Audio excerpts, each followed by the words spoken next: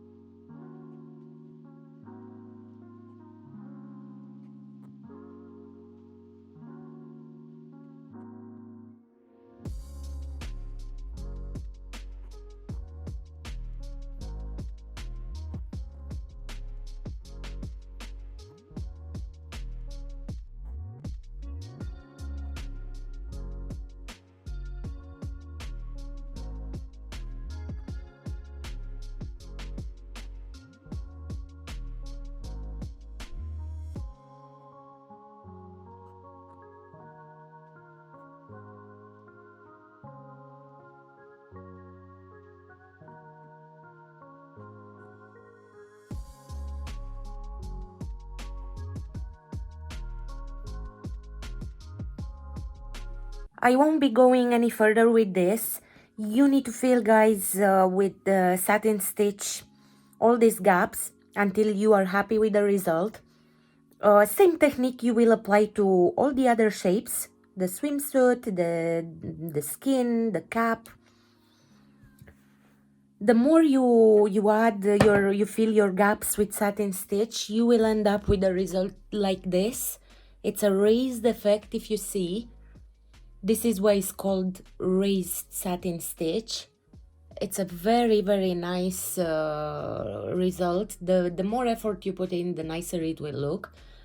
You would be maybe tempted not to add the outline as we started with the outline and that padding. And I want to show you guys and you judge. This is a version I did without the outlines and the padding under. And here is the difference. It's huge. So the more effort you put in, the nicer it will look. That was it for today, guys. I hope you liked it. I hope you're enjoying this kit. Thank you so much for buying the kit, and happy stitching. I'm looking forward to see the final result. Bye!